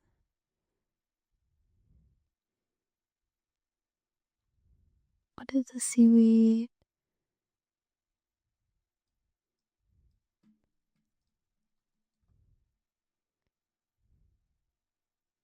No, I think our seaweed needs to be at least a little bit darker. No, look. Oh, maybe the grain, maybe I can be convinced by the grain. Maybe if we even bring the saturation down, like a little bit. And we bring it a little bit closer here. No, I think it needs to be that like sagey kind of green for it to work for me at all. We'll see how that goes. Yeah, I'm bringing these colors a bit less saturated than I thought I would have liked them to be. But I feel like it's just a bit cuter. Oh, and I do like those starfish. I think the starfish are cute. I think the fish are nice. Look, I'm feeling pretty good about this. I think that maybe we need some more bubbles. You know what? Let's set up the rest of our scene and then we'll come back and add in these little extras. So we can go and we need to make a couple things. So first of all, let's like make this a proper like scene. So I've just grabbed my plane here and I'm just going to grab these two edges in edit mode. I'm just going to extrude them up in the Z axis and then I'm going to grab both of these again and I'm going to bevel them a lot so that we get that nice looking thing going here. And then if we turn this back on, and then I kind of want this to be like, it's always hard to start getting, because we don't want that funky shadow there. I feel like it will probably disappear when we do our camera, but that's all good. And then we're going to make a really quick plate as well. So let's just put our cursor to selected because I want to spawn it there.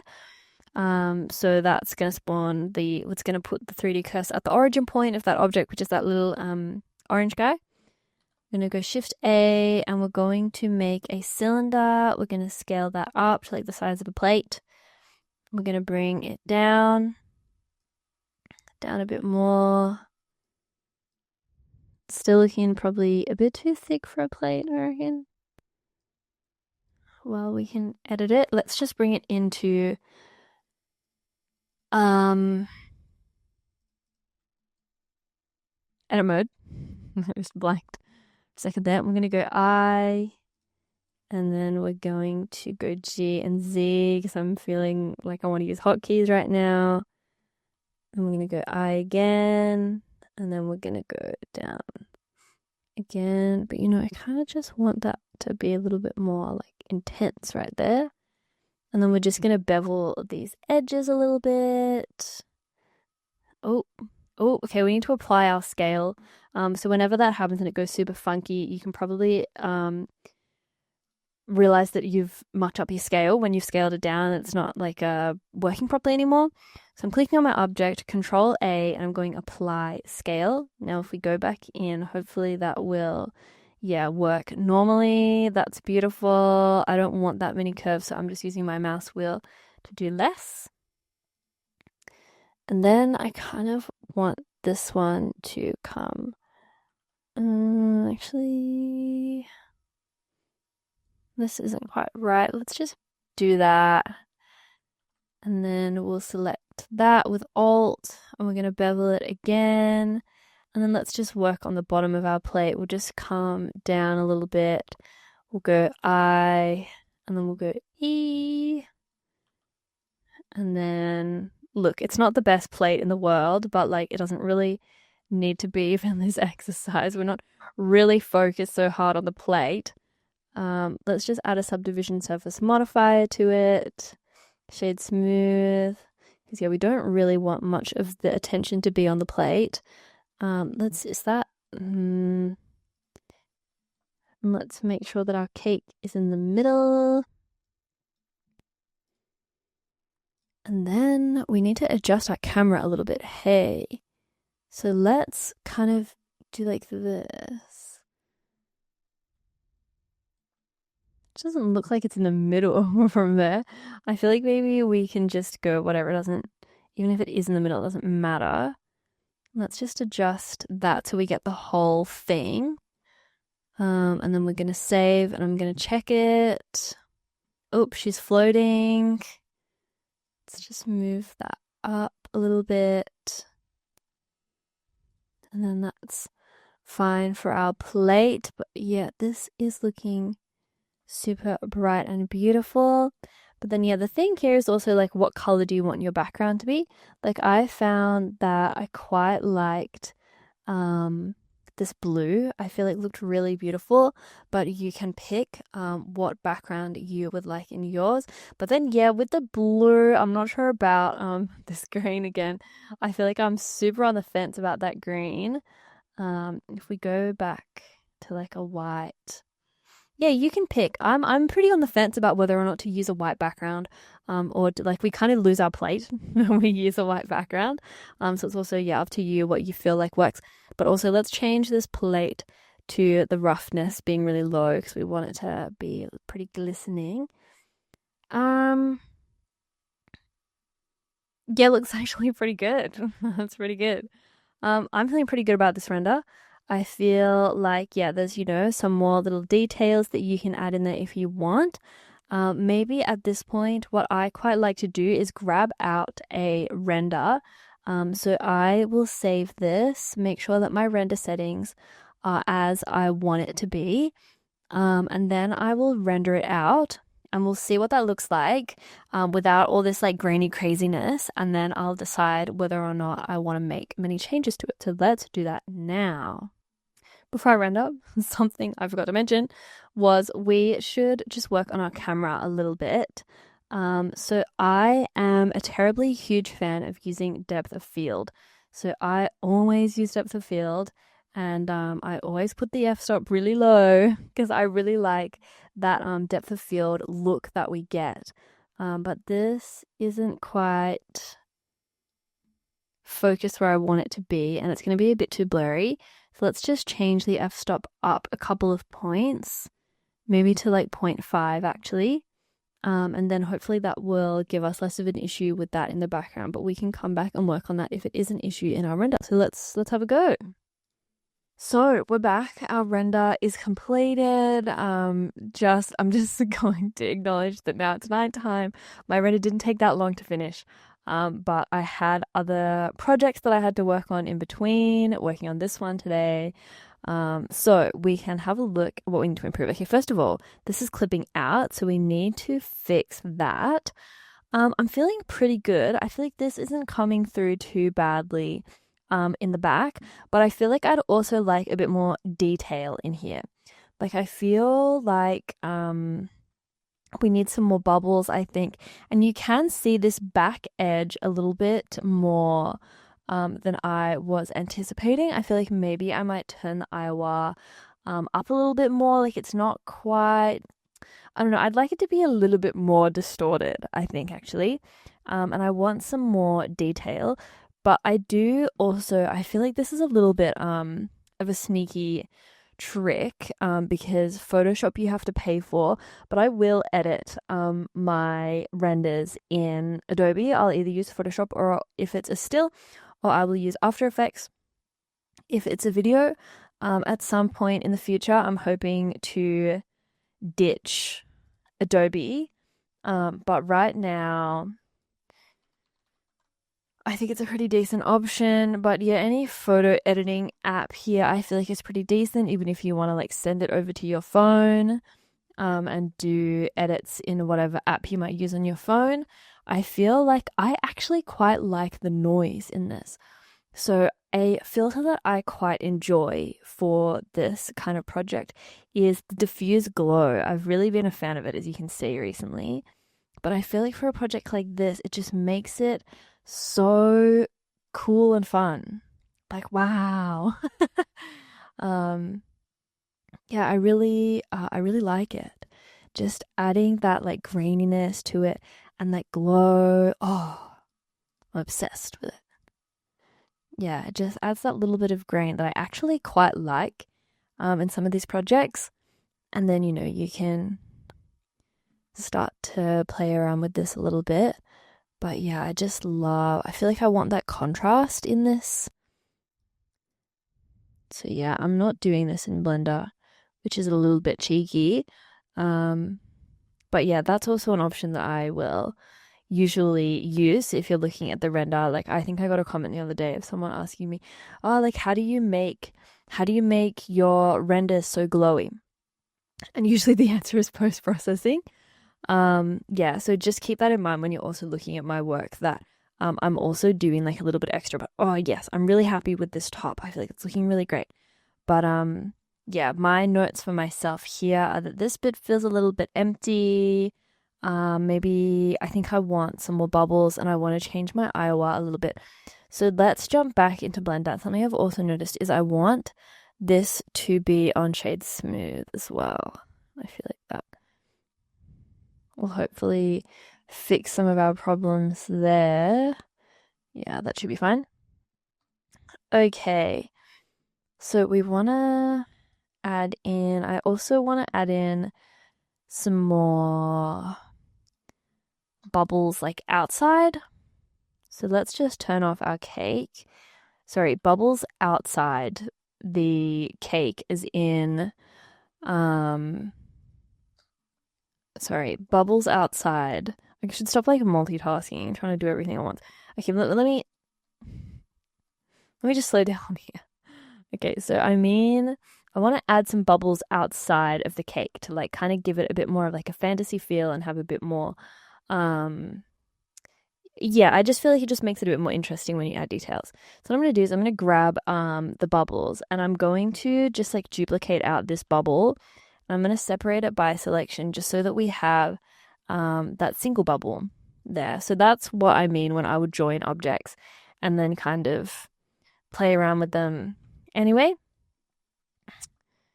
let's just set the origin to the geometry here. And I feel like I also want some more random bubbles rather than just like these bubbles that are only in certain places. Like, I think it also makes sense for there to be bubbles in other spots that aren't just in these streams. So I'm also just going to add in some bubbles that way, because I feel like that will also help like fill up the scene just a little bit more and just help it feel maybe slightly less random with our bubble placement. I'm thinking that maybe I need something in this background area. So yeah, I'm just really going ham with these bubbles here. Oops. I'm not too worried about where they are as long as they're like within, because now that I've got my camera set up, it doesn't really matter that much. Like, we can give the illusion that they're in a certain part of the scene by how big they are. Let's Yeah, the ones where we start to get further up are a bit like, oh, we should make sure that those are all within our scene,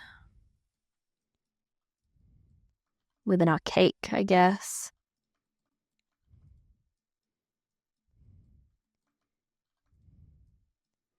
Yeah, I feel like this is really fun. It's gonna give us a cool look, I think.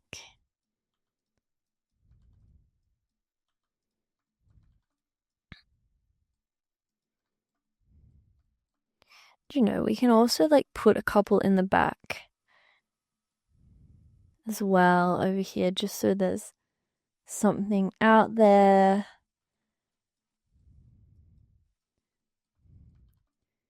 And maybe up as well.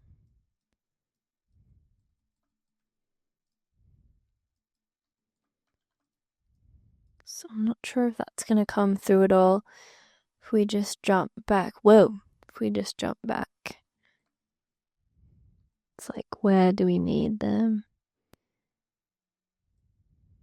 Yeah, no, that's really cool. Yeah, okay. Let's also play with this Iowa really quickly. What if we turn it up?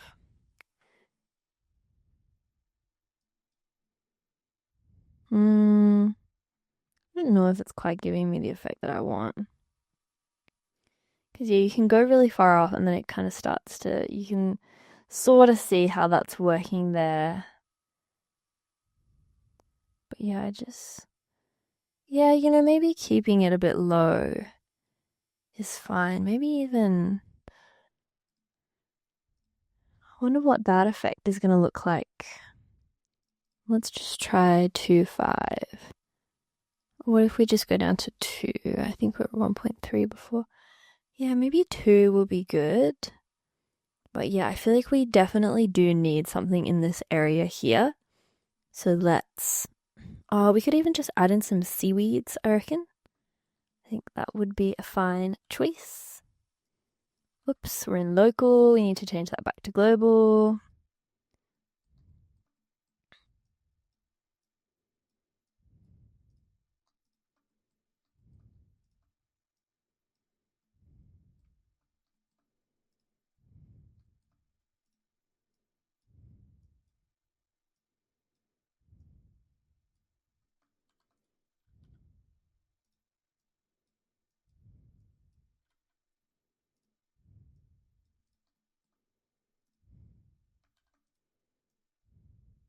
Just trying to cover up those seaweed starts again.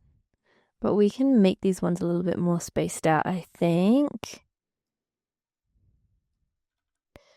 We will rotate it a little bit this way. Let's just jump into solid mode.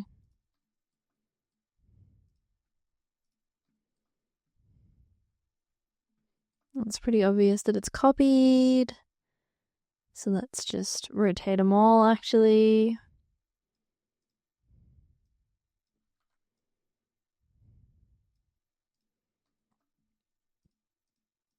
Okay, I think that's pretty fun. Yeah, that's really doing it. I think that maybe I will just add like a big rock in the background in this corner over here. So you can't really see it, but I kind of just want there to be some like contrast. So I'm just gonna make like a really big rock here. We'll make this one a bit bigger too. And then hopefully that will be interesting. Let's give it a go. Put our cake on. And we'll have a quick look. Yeah, look, you can't even really see it, but like sort of. You can see it there. But I think that makes it a bit more dynamic. Yeah, look, I'm quite enjoying this scene. Let me check what I thought about the camera. Yeah, I think that's fine. I feel like, yeah, I think it's all good. I just really like the noisy look in Blend, actually. I feel like sometimes that will happen where I'm like, oh, wait a second, like the noise actually looks really great. Okay, let's add in those bubbles outside of the cake. So we'll jump back in to solid mode and grab some random bubbles, duplicating them.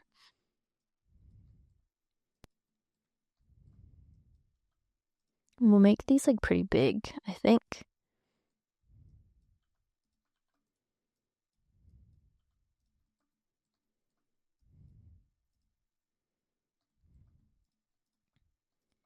And then what do they look like?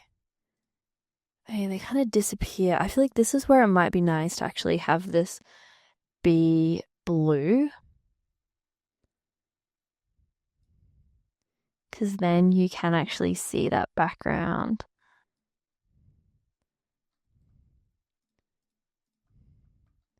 Yeah, but feel free to change it as you like.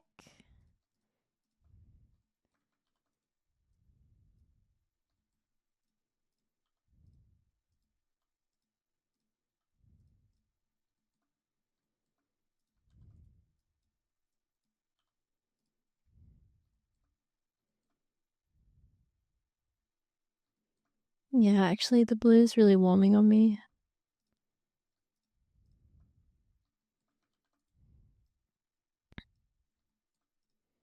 And we can kind of just like, yeah, add a couple here and there.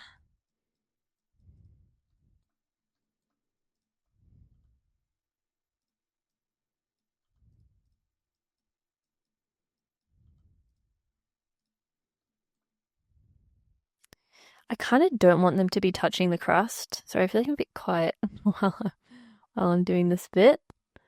I don't want it to touch the crust because I like that look where it's like bubbly on the outside. Might even add a couple up here. Excuse me.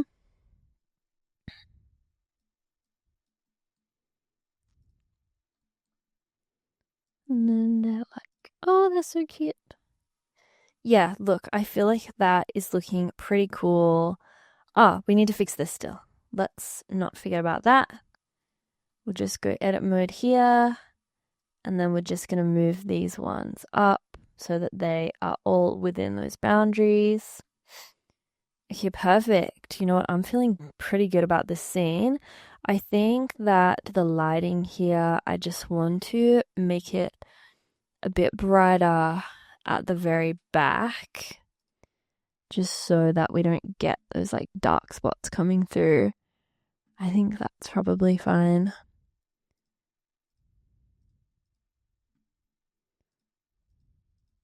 Move him down just a smidgy. Yep. Okay, let's save him there and then we'll render that out again. Alrighty, let's save that one. That was actually like pretty fast. Go to there. I'm actually going to render this again with more samples. Sorry. I'm going to go up to that 4,000 and just see if we get any difference. Okay, let's check the difference between these two and see if there's anything noticeable. That's our 1. That's our 2. Look, it's like the same. So that's 1,000 samples versus 4,000. It's like identical. The only thing I'm thinking about here is that I wouldn't mind another light at the front, actually. I'm feeling a little bit like when I'm looking at it that the crust at the front is looking a bit, I don't know, just not quite bright enough. Let me just open up the new window just because I prefer it.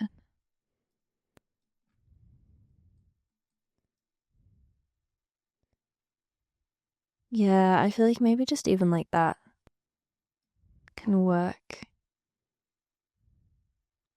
Yeah, let's run that and see what we think. We'll put it back down to 1,000. You could probably even go lower than that if you are worried.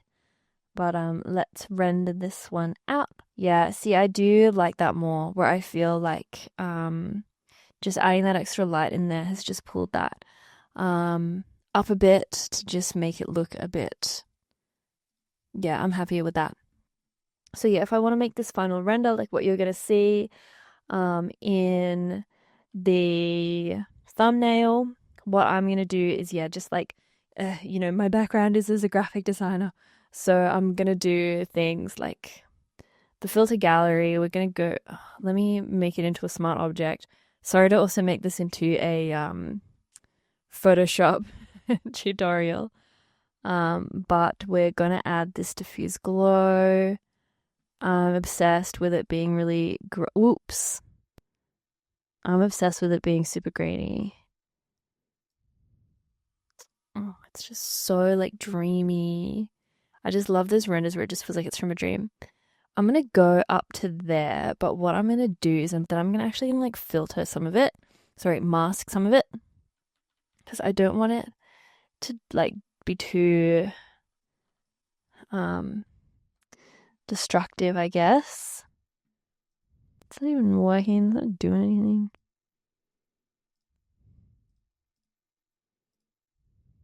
Yeah, it's just like, oh wow. Oh. Or maybe let's just like get rid of it entirely and then we can pick. Yeah, so we want it to kind of like glow a bit like this.